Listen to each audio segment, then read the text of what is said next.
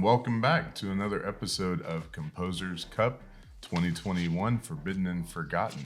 My name is Donald Mason, and I'm definitely wearing different socks.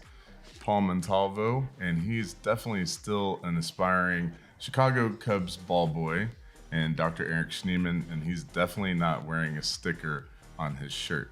Welcome back. Thanks for having us. Yeah.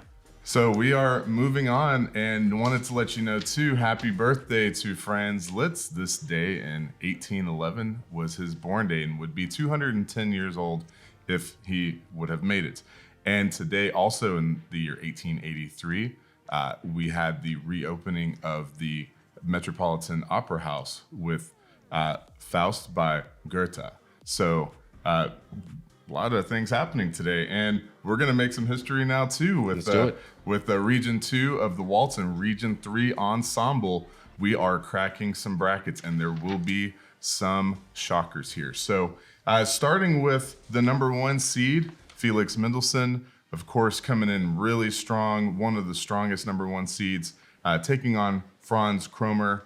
And it was really unfortunate for Kromer to get seated at number 8. He got crushed 13-0 on this one. Yeah, I think that's pretty much all that needs to be said on this match. Yeah. Yeah. There came a point you kind of got bored. I mean, yeah. I'll be completely honest. I mean, it was just such a major blowout. It was, yeah. Yeah, so flexing some Mendelssohn muscle there in round 1.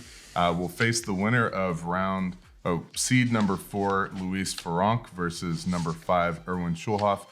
This one, a little bit wider margin from a 4-5 seed, Franck winning 10-3 here. It's a little shocking of the score. I think we could probably agree that Franck was going to move on, but the score is a little shocking. Eric, she's having a moment. You know, she is. I think it was again. She's having a moment. It was a really strong start.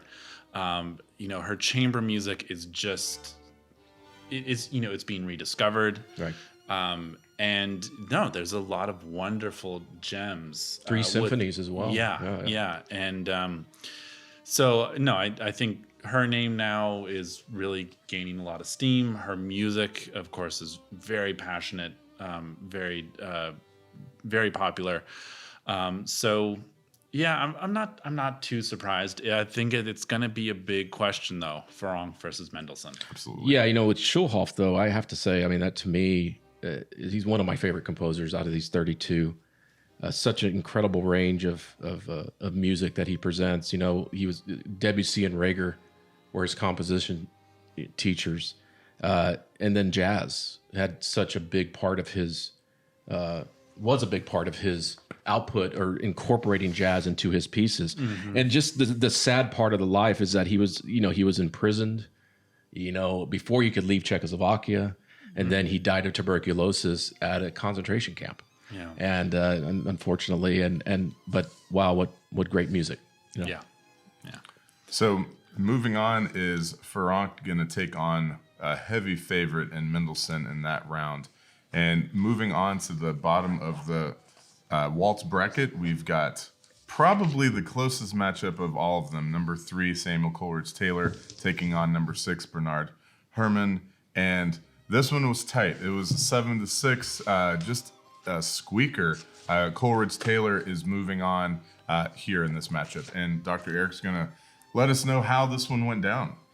So I think, again, this was a real close one. Bernard Herrmann, wonderful composer.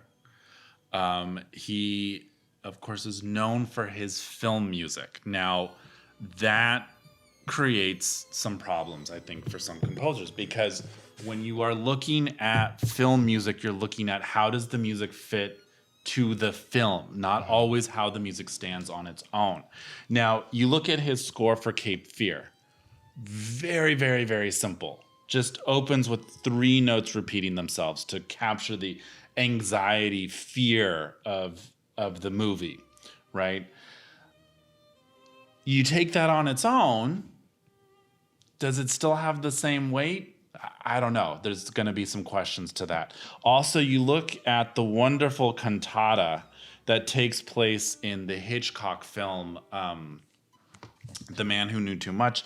And in that situation there, you have this wonderful use of diegetic music, right? So music that is taking place within the film, where there's going to be the assassination attempt at the Royal Albert Hall. The assassin is going to shoot the diplomat on right when the cymbals crash. Again, for the film, wonderful. On its own, as concert music, there's going to be some questions, right? You look at someone like Coleridge Taylor, he is a composer's composer, right?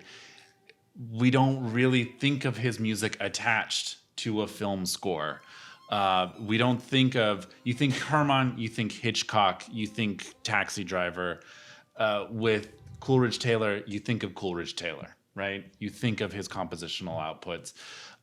Also, the fact that Coleridge Taylor, he is a British composer, comes to the United States fascinated by the spiritual, and really incorporates a lot of that wonderful, rich harmonies of the spiritual and the melodies of the spirituals into his compositional practices. Right. I think that's what took Coleridge Taylor over the top there. It's going to be really, really interesting to see what happens with Coleridge Taylor versus in the next round. Yeah, I agree. And not to take up too much more time, but this is like one of the worst outcomes I could have ever seen. This is like last year, Wagner losing.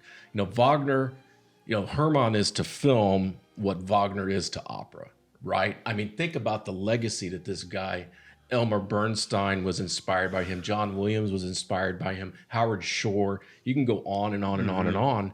And like it or not, Pop's concerts don't work, but film scores can lead people into classical music. That's true. And if you could look at Herrmann's concert music like Echoes, which actually we're doing this season, the string quartet. You look at Moby Dick, the cantata, and you look at the Sinfonietta, just to name a few.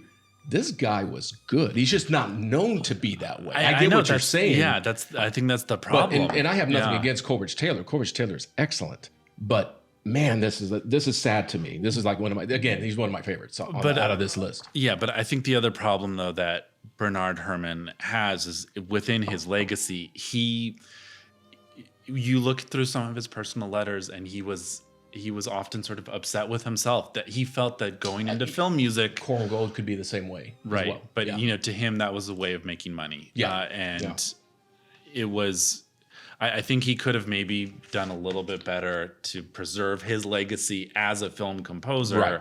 Yeah. And to sort of open up the door then to his compositions that are unrelated to film. But no, you're right. I mean, Herrmann, wonderful composer. Yeah, I am a little bit surprised by the outcome, but at the same time, I do think Coleridge Taylor is going to be a really strong contender going forward from this. I think he's going to emerge much stronger coming. Yeah, and I mean it was tight, and I think you hit on a great point. I mean, when you make some of this music, you're not necessarily making it to make a legacy. You're making it to make money, to survive.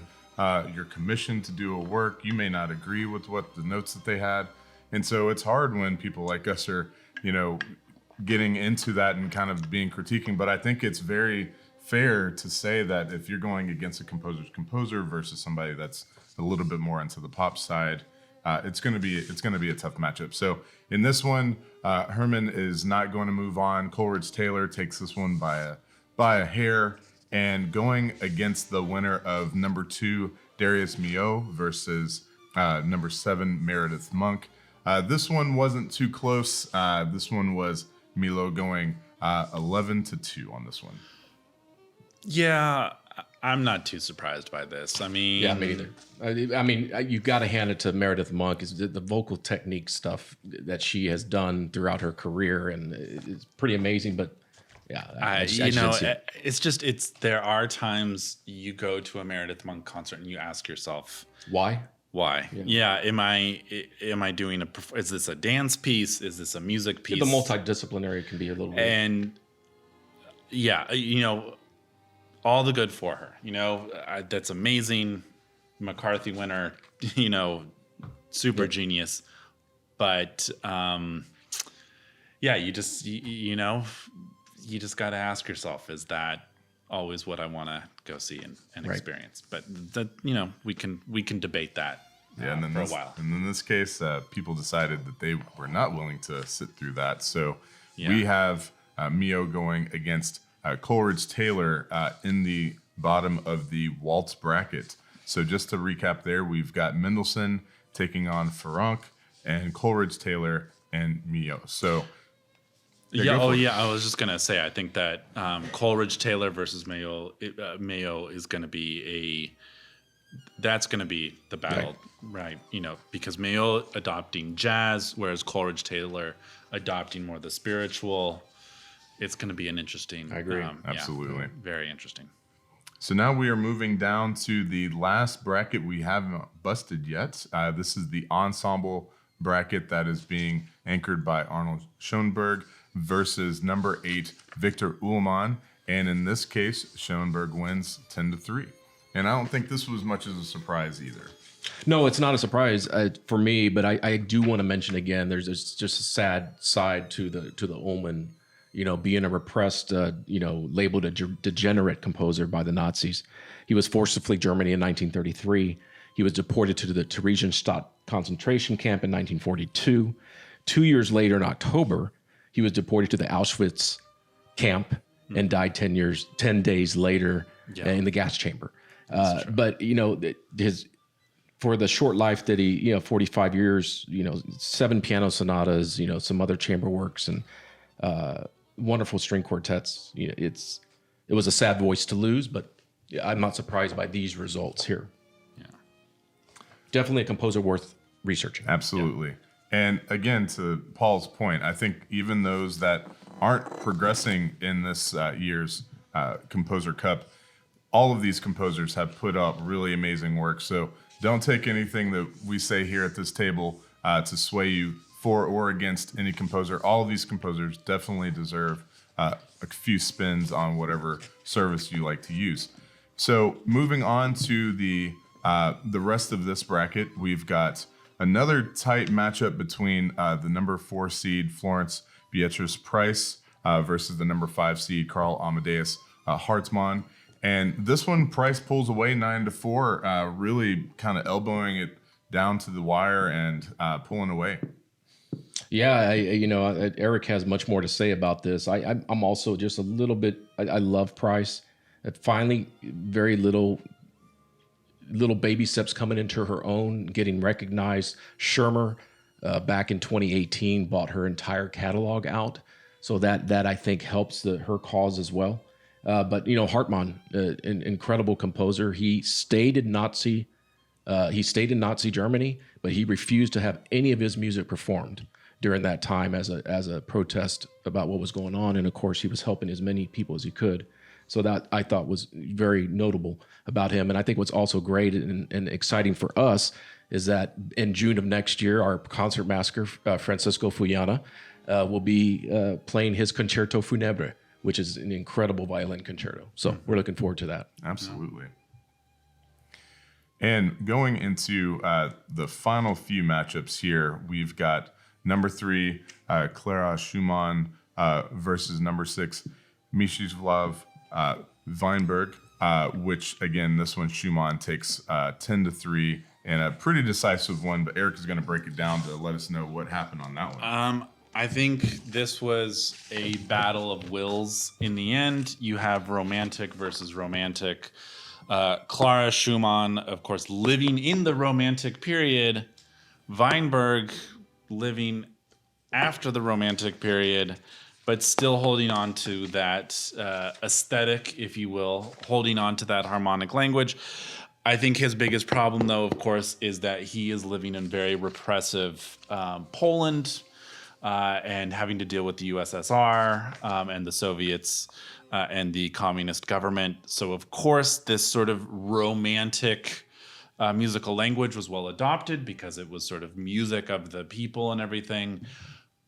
This is not to dismiss Weinberg's music at all. It is, I love his cello concerto. I mean, the way it opens so serenely and everything.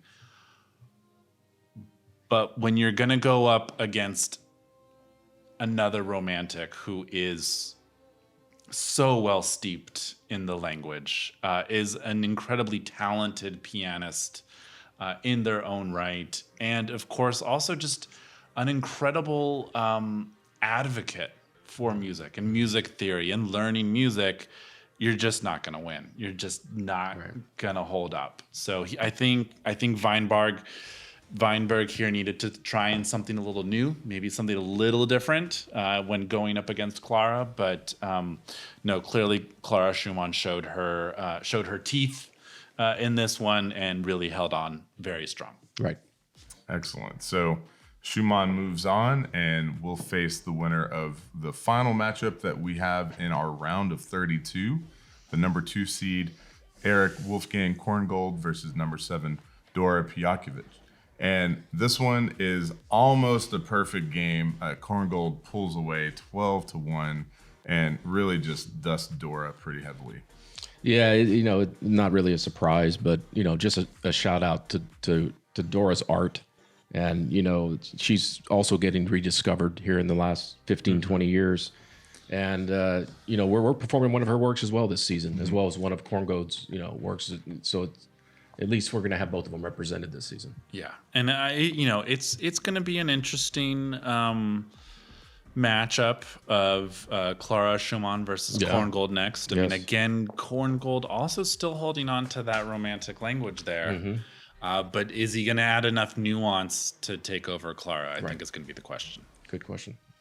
So these questions hopefully will be answered in the next few rounds of who is really going to be taking their region to the Forte 4. So today we have finalized where we are for the Symphony 16. And let me break that down for you too. We've got Mendelssohn taking on Ferenc, and we will have Coleridge-Taylor taking on Mio. We've got Schoenberg taking on Price, and Schumann taking on Korngold. So for our next episode, we will be going through the whole Symphony 16 and into the Encore 8. And as we continue to get closer and closer, we are just so excited and looking forward to what happens through these brackets. So again, thank you so much for tuning in. This is Paul Montalvo, Dr. Eric Schneeman. I'm Donald Mason, and until next time, keep listening to something amazing. Have a great night.